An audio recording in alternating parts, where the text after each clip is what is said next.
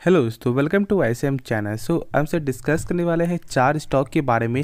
तो यहाँ पे आपका एक एक करके डिस्कस करेंगे, लेकिन उससे पहले जानने वाले हैं बजाज फिनसर्व के बारे में। ठीक है, तो इस वीडियो को पूरा अंत तक देखो और उससे पहले जरूर इस चैनल को या सब्सक्राइब कर सकते हो, प्लस बेल आइकन को जरूर से यार ऑल पे दबा देना, जिससे सारे वीडियो की जो नोटिफिकेशन है वो सबसे पहले यार मिल जाए।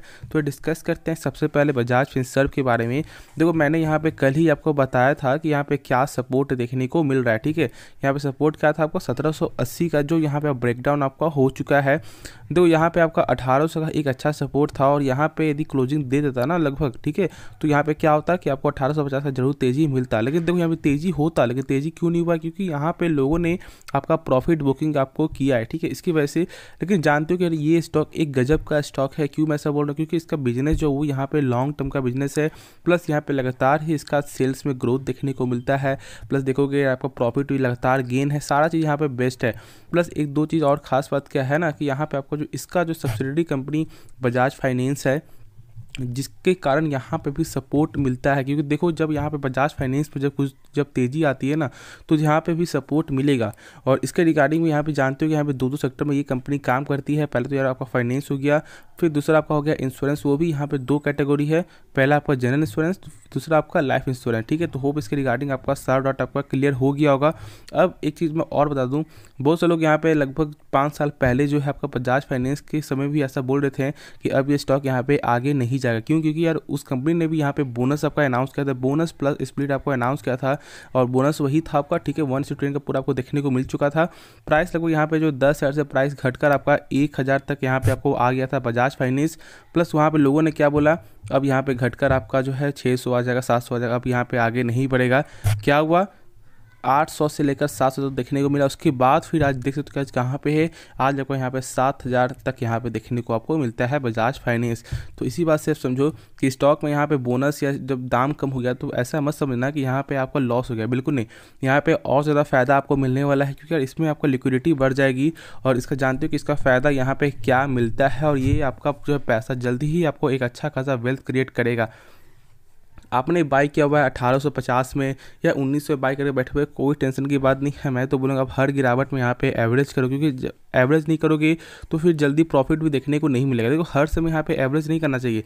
यदि कोई स्टॉक खराब स्टॉक है तो फिर यहाँ पे एवरेज मत करो, लेकिन वो स्टॉक जब एक अच्छा स्टॉक है, आप जानते हो कि इसका बिजनेस यहाँ पे ग्रोथ आपको लगातार देखने को मिल रहा है, प्लस यार इस बार की Q2 रिजल्ट में यहाँ पे बेहतरीन रिजल्ट आया है, तो फिर यहाँ पे टेंशन क्यों लेना, यहाँ पे डर ऐसा क्यों लगना कि नहीं अब ये आगे नहीं बढ़ेगा।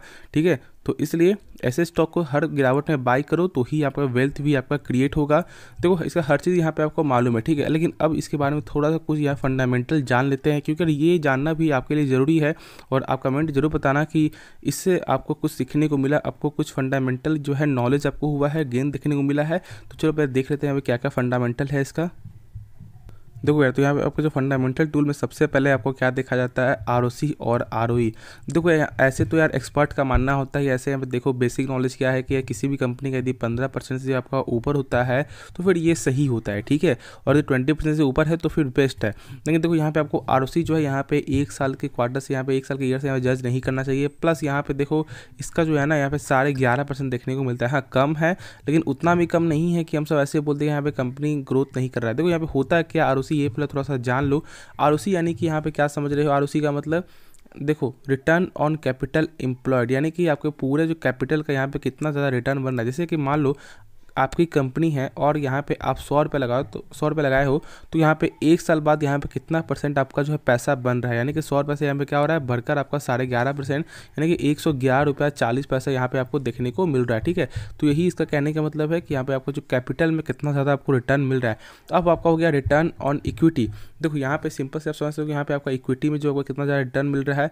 प्लस यहाँ पे एक चीज़ और देखा जाता है, क्या यहाँ पे कंपनी का डेप्ट तो नहीं है, क्योंकि देखो जिस कंपनी का डेप्ट ज़्यादा होता है ना, तो फिर यहाँ पे आपको रिटर्न ऑन इक्विटी भी गेन हो जाता है। तो इसलिए ऐसा जज मत करना कि यदि किसी कंपनी का 40% हो तो यहाँ पे वो कंपनी सही है, नहीं। उससे बेसिक हर चीज़ यहाँ पे देखेंगे, क्या कंपनी यहाँ पे कर्ज तो नहीं कंपनी के पास, तो ऐसा भी होता है। ठीक है, तो हर चीज़ देखने के बाद ही हम सबसे बोलेंगे कि यहाँ पे सही है। लेकिन इसका टेंशन कोई जरूरत नहीं है, एक बेहतरीन कंपनी है, इसलिए मैं बोल रहा हूँ कि आपको यहाँ पे आराम से होल्ड करके चलना चाहिए। अब देखो, यहाँ पे आगे देख लेते हैं कि यहाँ पे देखो क्या खराबी है। खराबी वही है इसका बुक वैल्यू क्या होता है। देखो बुक वैल्यू यहाँ पे थोड़ा जान लो यहाँ पे होता है क्या, ठीक है। बुक वैल्यू यहाँ पे आपको ये बताता है, जैसे मान लो इस कंपनी को यदि कुछ हो जाता है, कंपनी बर्बाद हो जाती है, तो कंपनी जो है एक शेयर के बदले वो कितना रुपये आपको दे सकता है, तो इसी को हमसे बोलते हैं बुक वैल्यू। और यहाँ पे 267 ही देखने को मिलता है, ठीक है। तो ये बुक वैल्यू कम है, लेकिन हर स्टॉक को यहाँ पे जज मत करना बुक वैल्यू के हिसाब से, क्योंकि बहुत बड़े बड़े स्टॉक जैसे कि आपका देख लो इन्फोसिस हो गया, टीसीएस हो गया, तो इसका बुक वैल्यू यहाँ पे आपको जो है कम ही देखने को मिलता है, ठीक है। लेकिन टाटा स्टील स्टॉक जो है ना, उसका बुक वैल्यू एक गजब का बुक वैल्यू है, तो उस हिसाब से यहाँ पे आप समझ सकते हो।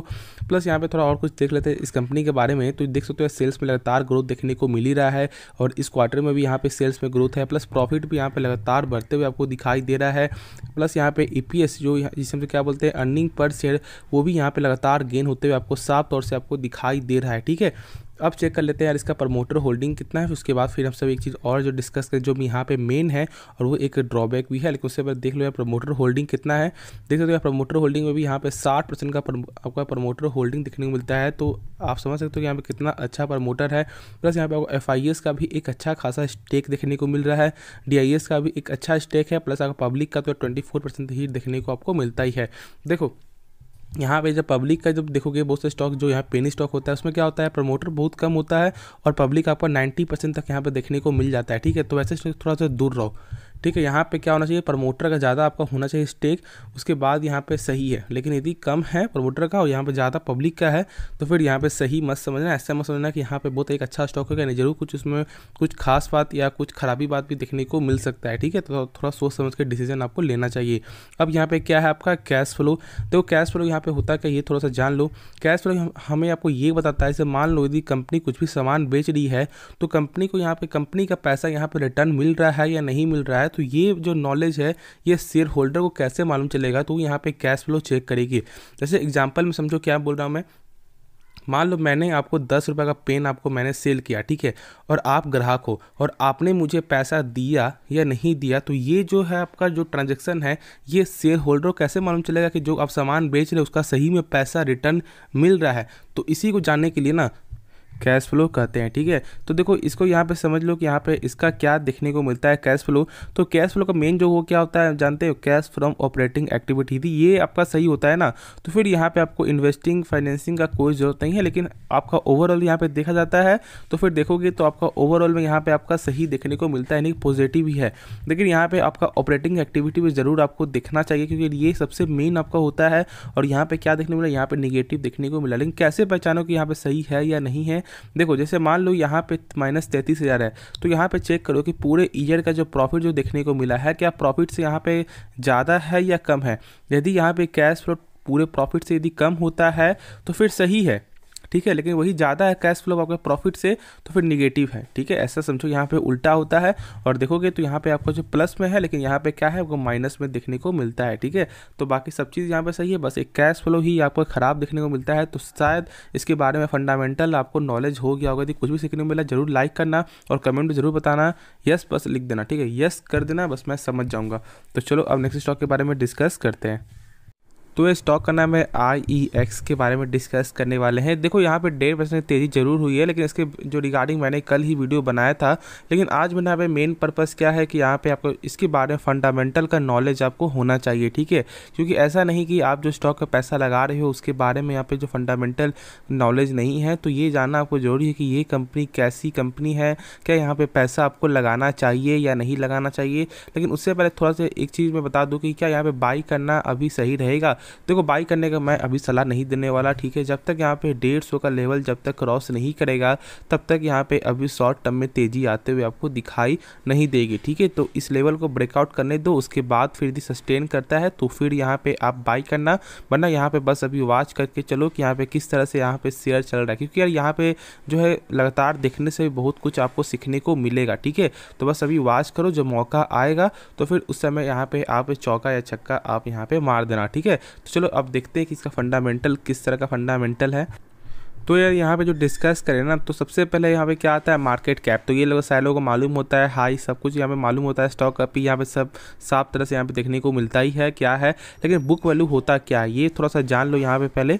बुक वैल्यू यानी कि यहाँ पे ये समझो जो मैंने इसके पहले से बताया है, लेकिन समझना यही है कि यदि इस कंपनी यदि कंपनी डूबती है मान लो, तो कंपनी यहाँ पे 1 शेयर के बदले यहाँ पे कितना रुपये दे सकता है, तो मात्र 8.5 रुपये ही आपको देखने को मिलते हुए दिखाई देगा। ठीक है, प्लस यहाँ पे और सब देख लो आगे, यहाँ पे ROC और ROE तो दोनों ही ज़बरदस्त है। यहाँ पे जो 20% ऐसा यहाँ पे हाईएस्ट दिखाया था, 20% से ऊपर की कंपनी रहती है तो फिर यहाँ पे एक बेहतरीन कंपनी माना जाता है। और यहाँ पे देखोगे तो 48% और 63% देखने को मिलता है। तो इसी बात से यहाँ पे आप समझ सकते हो। यदि इसके बारे में आपको जानना है कि यहाँ पे ROC और ROE क्या होता है, तो यहाँ पे आप जो बजाज फिनसर्व का जो है यहाँ पे मैंने बताया उसके बारे में फंडामेंटल, तो यहाँ पे आप देख सकते हो। ठीक है, आगे चेक कर लेते हैं यहाँ पे क्या है।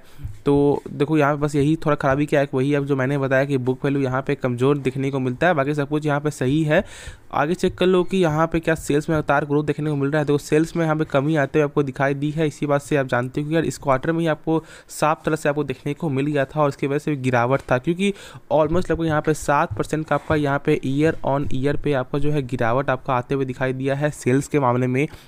प्लस देख लो यहाँ पे नेट प्रॉफिट, तो जब यहाँ पे सेल्स कमी आएगा तो नेट प्रॉफिट ज़रूर यहाँ पे कमी आते हुए दिखाई देगा। लेकिन यहाँ पे क्वार्टर यहाँ पे ग्रोथ है, लेकिन आपका ईयर ऑन ईयर पे देखोगे तो एक लॉस देखने को आपको मिलता है। ठीक है, आगे चेक कर लो यहाँ पे क्या और जो है देखने को मिलता है। तो यहाँ पे कैश फ्लो देख लो, तो कैश फ्लो यहाँ पे मैंने से बता दिया है, लेकिन बस शॉर्ट में यही समझना है कि जो भी कंपनी जो सामान बेच रही है क्या उसका पैसा यहाँ पे रिटर्न मिल रहा है या नहीं मिल रहा है। तो ये जो ट्रांजैक्शन आपको कैसे मालूम चलेगा, तो यहाँ पे आपको कैश फ्लो चेक करना पड़ेगा। ठीक है, कैश फ्लो सिंपल चेक करने का यही तरीका है कि यहाँ पे कैश फ्रॉम आपका ऑपरेटिंग एक्टिविटीज़ जो होता है वो यहाँ पे चेक करो क्या है 788 करोड़। तो अब यहाँ पे चेक करो कि क्या प्रॉफिट से यहाँ पे आपका कम है या ज़्यादा। तो देखोगे तो यहाँ पे टोटल ईयर के प्रॉफिट से ना, तो यहाँ पे 303 ही करोड़ देखने को मिलता है। यानी कि यहाँ पे क्या आपको देखने को मिल रहा है, कैश फ्लो जो है ना वो यहाँ पे प्रॉफिट से ज़्यादा है, यानी कि कैश फ्लो आपका एक बेहतरीन कैश फ्लो देखने को मिल रहा है। इसी बात से आप समझ सकते हो कि कंपनी कितनी अच्छी कंपनी है। ठीक है, हाँ अभी आपका हालात यहाँ पे कमजोर है, जिसके वजह से मैंने बताया कि जब 150 लेवल जब क्रॉस नहीं तब तक यहाँ पे बाई मत करना, क्योंकि देखो यहाँ पे टेक्निकल से देखोगे ना तो यही एक सपोर्ट यहाँ पे देखने को मिल रहा है। ठीक है, तो होप इसके रिगार्डिंग भी आपका सारा नॉलेज आपका यहाँ पे मिल चुका होगा और इसके रिगार्डिंग यहाँ पे आप कोई डर नहीं होगा कि कंपनी खराब है। ठीक है, क्योंकि देखो बिजनेस यहाँ पे सही है, बस हाँ इस क्वार्टर में सेल्स में कमी आई है, तो आप एक क्वार्टर जज ऐसा मत करना कि कंपनी खराब हो गया। ठीक है, क्योंकि कभी कभी ऐसा होता है कि यार यहाँ पे गिरावट हो जाता है, तो एक ईयर का यहाँ पे देखकर ऐसा मत बोलना कि कंपनी खराब है। यहाँ पे जो दिखा रही परफॉर्मेंस बिल्कुल नहीं।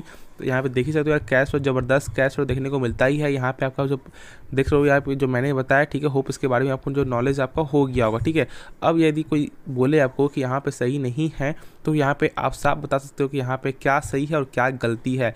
हाँ देखोगे तो यहाँ पे आपका FIS का होल्डिंग जो लगातार यहाँ पे कम होते हुए आपको दिखाई दे रहा है। ठीक है, देख सकते हो यार लगभग 37% से, तो ये एक सही चीज़ नहीं है। लेकिन देखोगे तो अभी आप FIS का भी पूरा जो प्रेशर देखने को मिलता ही है, बहुत ज़्यादा बिकवाली हर शेयर में ही देखने को मिल रहा है। बहुत कम शेयर है जैसे कि आपका इन्फोसिस हो गया, ये सब देखोगे तो अभी FIS जो यहाँ पे क्या कर रही है, स्टेक बढ़ा रही है, लेकिन बहुत सारे स्टॉक में यहाँ पे गिरावट भी आते हुए दिखाई दिया है। तो इससे कोई डरने वाली बात नहीं है। ठीक है, आराम से होल्ड करके चलो। हाँ एक और डर है जो यहाँ पे थोड़ा जान लो, वो एक सही रहेगा। वो यहाँ पे क्या है, पब्लिक होल्डिंग। तो यार पब्लिक का लगातार स्टेक बढ़ते हुए दिखाई दे रहा है, जो एक सही चीज़ यहाँ पे नहीं मिलता, एक सही चीज़ यहाँ पे शो नहीं हो रहा। तो ये थोड़ा एक डर है, बाकी सब कुछ यहाँ पे सही देखने को मिल रहा है। ठीक है, तो चलो अब यहाँ पे जो नेक्स्ट स्टॉक है उसके बारे में डिस्कस कर लेते हैं। तो यार यहाँ पे ये स्टॉक यहाँ पे आपको बोनस दे रही है, जिसका नाम क्या है आपका मोदी नव निर्माण लिमिटेड। ठीक है, ये कंपनी है बोनस आपको अनाउंस की है क्या 3:1 का, यानी कि यहाँ पे 1 शेयर के बदले आपको 3 शेयर मिलेंगे, यानी कि 1 शेयर बदलकर आपका 4 शेयर आपका हो जाएगा। ठीक है, और इसका यहाँ पे एक्स डेट कब है, एक्स डेट आपका जो है 15 नवंबर के दिन है, यानी कि आपको 14 नवंबर तक बाई करना होगा तो इसका फ़ायदा मिलने वाला। लेकिन देखो यहाँ पे बाई ऐसे मत करना, ऐसा नहीं कि यदि आप इसके बारे में कुछ नॉलेज नहीं रखते हो, इसके बारे में कुछ नहीं जानते हो तो फिर बाई करो बोनस के कारण, तो एक सही फैसला नहीं होता है। तो होप इसके बारे में शायद आपको समझ में आ रहा होगा। ठीक है, हाँ लेकिन यदि आपके पास पहले से है तो फिर सही है, लेकिन ऐसे यहाँ पे बाई मत करना बोनस के, कि देखो ये बोनस यहाँ पे कोई चीज़ फ्री में नहीं मिलता है, तो फ्री में ऐसा मत समझो कि यहाँ पे कुछ मिल रहा है। बस मैंने यहाँ पे इसलिए डाला है क्योंकि बहुत से लोग यहाँ पे जानना होता है कि कौन सा कंपनी बोनस दे रही है या नहीं दे रही है, या जिसके पास ये स्टॉक होगा तो उसे भी यहाँ पे जानना ज़रूरी है। तो बस मैंने उन्हीं के रिगार्डिंग यहाँ पे वीडियो बनाया है। मेरा कोई ऐसा आपका सलाह नहीं होगा कि यहाँ पे आप बाई करो। ठीक है, तो चलो अब नेक्स्ट स्टॉक के बारे में डिस्कस करते हैं। तो स्टॉक का नाम है आपका संवर्धना मदरसन इंटरनेशनल लिमिटेड। ये कंपनी क्या हुआ है आपको 2.5% की तेजी आते हुए आपको दिखाई दिया है और लगभग 66.75 पे बंद हो चुका है। ठीक है, अब देखो जानते हो कि यार ये कंपनी का यहाँ पे खास बात क्या है कि एक अच्छा स्टॉक है, एक ब्लू चिप स्टॉक है, लेकिन यहाँ पे कुछ दिनों से या कुछ महीनों से यहाँ पे प्रेशर देखने को मिल रहा है। उसकी प्रेशर की वजह क्या है, बाहर के देश, बाहर की मंदी की वजह से यहाँ प्रेशर देखने को मिल रहा है। और इसका काम क्या है, ऑटोमोबाइल पार्ट्स का सेलिंग। ठीक है, मैन्युफैक्चर देखोगे। अब देखो यहाँ पे इसका यहाँ पे क्यों प्रेशर आ रहा है, क्योंकि देखो इसका मेन तो यार बाहर का है ना, इसीलिए। लेकिन वही यदि आपका एक माइंड में डाउट भी जा रहा हो, जब यहाँ पे ऑटोमोबाइल पार्ट्स में जब यहाँ पे कमी आते हुए दिखाई दे रहा है, जब यहाँ पे सेलिंग में कमी आते हुए दिखाई दे रहा है, तो फिर टाटा मोटर्स और यहाँ पे महिंद्रा एंड महिंद्रा क्यों नहीं ऐसा कम हो रहा है। देखो कम उसमें भी देखने को मिला है, लेकिन उसकी वजह जानते हो क्या है, उसकी वजह है यहाँ पे अपना इंडिया, अपना भारत। क्योंकि देखो यहाँ पे टाटा मोटर्स जो है ना, यहाँ पे हर लोग बाई करते हैं। ऐसा नहीं कि बस यहाँ पे आपको भारत में नहीं बिकता है, बाहर के देश में बिकता है, नहीं, ज़्यादातर हिस्सा यहाँ पे आपको भारत में ही बिकता है। इसकी वजह से यहाँ पे कोई फ़र्क देखने को नहीं मिला है। लेकिन इसका क्या है, हर जगह बिजनेस है जिसके रिगार्डिंग यहाँ पे आपको सही परफॉर्मेंस यहाँ पे नहीं दिखा रहा है। प्लस जो जापान की कंपनी जो सुजुकी कॉर्पोरेशन ने भी जो यहाँ पे स्टेक सेल किया, उसकी वजह से बहुत ज़्यादा प्रेशर देखने को मिला है। ठीक है, तो अभी ये तेज़ी की वजह से यहाँ पे तुरंत बाई मत कर लेना। जब तक यहाँ पे 68 का लेवल जब तक क्रॉस नहीं करेगा, तब तक यहाँ पे बाई करना एक सही फैसला नहीं होगा। ठीक है, और यहाँ पे कुछ दिन सस्टेन करने देना। ऐसा नहीं कि बस यहाँ पे तुरंत आपका जो 68 टच किया फिर यहाँ पे आप बाई कर लेते हो, तो फिर एक सही फैसला आपके लिए नहीं रहेगा, वरना फिर यहाँ पे आप पछता भी सकते हो। इस कंपनी का देखो रिटर्न देखोगे तो अभी माइनस में शो हो रहा है, क्योंकि यार देखो रिटर्न के मामले में इसलिए यहाँ पे माइनस हो रहा है क्योंकि अभी तक यहाँ पे आपका फिक्स आपका नहीं हुआ है, क्योंकि बोनस भी दिया था कंपनी और इसके रिगार्डिंग भी यहाँ पे सही नहीं हुआ है। लेकिन एक बेहतरीन कंपनी है, लॉन्ग टर्म के लिए होल्ड कर सकते हो, लेकिन यहाँ पे थोड़ा सोच समझ कर ये फैसला लेना चाहिए, क्योंकि देखो यार पैसा आपका है और मैं अभी यहाँ पे बाई का कोई भी सलाह नहीं देने वाला। ठीक है, जब तक इस लेवल क्रॉस नहीं करेगा तब तक इसके बारे में मत सोचना। और बहुत लंबे समय से गिरावट हो रहा है तो बहुत लोग यहाँ पे पैसा फंसा हुआ होगा, लॉस हो रहा होगा, तो एवरेज करने की जरूरत अभी नहीं होनी चाहिए। ठीक है, देख लो यहाँ पे किस तरह से मार्केट चल रहा है, क्रॉस करता है, सस्टेन करता है, तो फिर एक हाई प्राइस में भी यहाँ पे आप एवरेज कर लेना। लेकिन अभी यहाँ पे कुछ भी मत करो, वही एक सही डिसीजन होगा। ठीक है, तो चलो होप इसके रिगार्डिंग आपका डाउट क्लियर हो गया होगा। कुछ भी सीखने के बाद जरूर चैनल को सब्सक्राइब कर देना। एक चीज़ और बता दो थोड़ा सा इसके बारे में, कैश फ्लो यहाँ पे सही देखने को नहीं मिलता है इस कंपनी का, तो बस। ठीक है, तो चलो यार वीडियो को अंत करते हैं, सब्सक्राइब कर देना, मिलते हैं नेक्स्ट वीडियो में, तो तब तक के लिए धन्यवाद।